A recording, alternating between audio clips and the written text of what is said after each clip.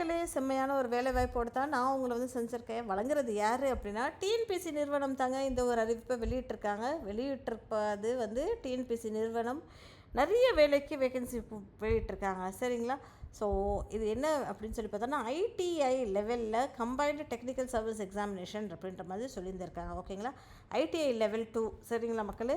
So date of notification எனக்கு வெளியே வந்திருக்குன்னா 3/9 வெளியாக இருக்குது. கடைசி நாள் வந்து 2/10க்குள்ளே சப்மிட் பண்ணி ஆகணும் அப்படின்ற மாதிரி சொல்லியிருக்காங்க.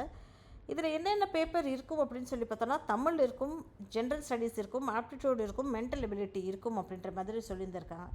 அது வந்து 16ஆம் தேதி 11வது மாதம் இருக்கும் அப்படின்ற மாதிரி சொல்லியிருக்காங்க.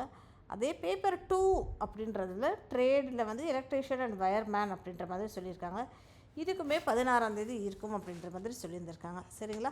அப்ளை பண்ண லிங்க்கை வந்து www.tnpscexams.in அப்படின்ற ஒரு வெப்சைட்டுக்கு போயிட்டு நீங்கள் வந்து ஒன் டைம் ஒரே ஒரு தடவை ரிஜிஸ்டர் தான் பண்ண போகிறீங்க. அப்போது நீங்கள் வந்து அவங்க சொல்கிற எல்லா டீட்டெயில்ஸுமே அப்லோட் பண்ணுங்கள் அப்படின்ற மாதிரி இருக்குது. சரிங்களா மக்களே? ஏதோ தப்பு பண்ணிட்டேன்ப்பா அப்படின்னு சொன்னீங்கன்னா, நீங்கள் கரெக்ஷன் விண்டோ ஓப்பன் ஆகிருக்கு. கரெக்ஷன் விண்டோ எப்போ ஓப்பன் ஆகுனா 6ஆம் தேதியிலேருந்து 6/10 8/10 வரைக்கும் இருக்கும் அப்படின்ற மாதிரி சொல்லியிருந்திருக்காங்க. சரிங்களா மக்களே? என்ன வேக்கன்சிஸ் இருக்குது அப்படின்னு சொல்லி பார்த்தோன்னா, ஃபீல்டு அசிஸ்டண்ட் அப்படின்ற ஒரு ரோலுங்க. செம்மையான ஒரு வேக்கன்சி. அதுவுமே 1 இல்லை 2 இல்லை 1794 பேரை வேலைக்கு எடுக்கிறோம் அப்படின்ற மாதிரி சொல்லியிருக்காங்க. ஃபீல்டு அசிஸ்டண்ட் ரோலுக்கு மாதந்தோறும் உங்களுக்கு சம்பளம் எவ்வளோ அப்படின்னு சொல்லி பார்த்தோன்னா, 18,000 59,900 வரைக்கும் கொடுக்குறோம் அப்படின்ற மாதிரி சொல்லியிருந்திருக்காங்க. சரிங்களா? வேக்கன்சிஸ் எவ்வளோ அப்படின்னு சொல்லி பார்த்தோன்னா 1794 அப்படின்ற மாதிரி சொல்லியிருந்திருக்காங்க.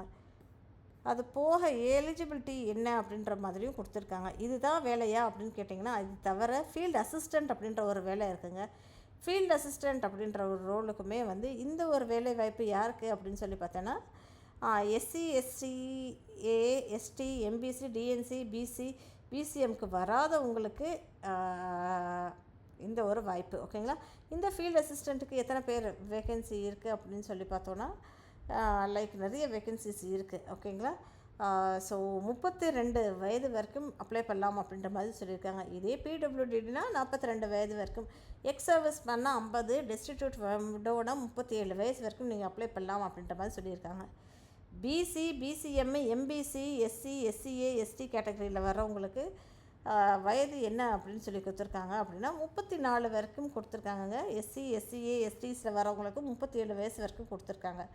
இதே பிடபிள்யூடியில் வந்தீங்கன்னா அப்படின்னா பிசி, பிசிஎம், எம்பிசியில் 44, எஸ்சி, எஸ்சிஏ, எஸ்டிஸில் 47 அப்படின்ற மாதிரி கொடுத்துருக்காங்க.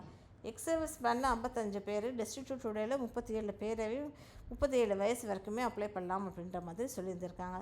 சரிங்களா? ஸோ இதுக்கு என்ன வேணும் அப்படின்னு சொல்லி பார்த்தோன்னா, கம்பல்சரியாக வந்து நேஷ்னல் ட்ரேட் சர்டிஃபிகேட் இருக்கு இல்லையா, அந்த சர்டிஃபிகேட் வந்து வாங்கியிருக்கணும் அப்படின்ற மாதிரி அவங்க சொல்லியிருந்திருக்காங்க.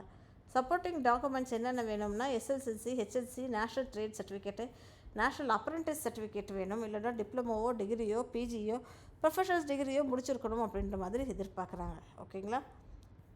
அது போக உங்களுக்கு தமிழ் கட்டாயமாக எழுத படிக்க தெரிஞ்சிருக்கணும் அப்படின்ற மாதிரி சொல்லியிருந்திருக்காங்க. சரிங்களா மக்களே? அப்படியே ஸ்க்ரோல் பண்ணி பார்த்தோன்னா எக்ஸாமினேஷன்ஸ் எப்படி இருக்கும், ரேங்கிங் ப்ரொசீஜர் எப்படி இருக்கும், ஃபிசிக்கல் டெஸ்ட்டு பற்றின டீட்டெயில்ஸ் எல்லாமே கொடுத்துருந்துருப்பாங்க. தமிழ் எலிஜிபிள் டெஸ்ட்டுனால் நிச்சயமாக தமிழில் தான் இருக்கும். 100 மார்க்குக்கு இருக்கும். 100 கொஷின்ஸ் இருக்கும். 150 மார்க்குக்கு இருக்கும் அப்படின்ற மாதிரி சொல்லியிருக்காங்க. மினிமமாக நீங்கள் எவ்வளோப்பா எடுக்கணும் அப்படின்னா, இதுக்கு 60 மார்க் எடுத்தால் போதும் அப்படின்ற மாதிரி சொல்லியிருக்காங்க. ஓகேங்களா? 150 மார்க்குக்கு 60 மார்க் எடுத்தாலே போதும் அப்படின்ற மாதிரி சொல்லியிருக்காங்க. 10th படிச்சிருந்தா போதும் அப்படின்ற மாதிரி சொல்லியிருக்காங்க. ஜென்ரல் ஸ்டடீஸ்ன்னு ஒரு ரோல் இருக்குங்க. இந்த பேப்பருக்குமே வந்து 75 கொஸ்டின்ஸ் இருக்கும். 3 மணி நேரத்துக்கு 150 மார்க்குக்கு அப்படின்ற மாதிரி சொல்லியிருக்காங்க. இது ரெண்டையும் சேர்த்து ஆப்டிடியூட் அண்ட் மென்டல் எபிலிட்டிக்கு 25 மார்க் இருக்கும் அப்படின்ற மாதிரி சொல்லியிருக்காங்க. ஸோ ஜென்ரல் ஸ்டடீஸும் ஆப்டிடியூட் அண்ட் மென்டல் எபிலிட்டி சேர்த்து தான் உங்களுக்கு வந்து 150 மார்க்குக்கு. இதில் 135 வாங்கினாலே போதும் அப்படின்ற மாதிரி சொல்லியிருந்திருக்காங்க. சரிங்களா மக்களே? அப்படியே ஸ்க்ரோல் பண்ணி கொடுத்தா எல்லாமே கொடுத்துருக்காங்க.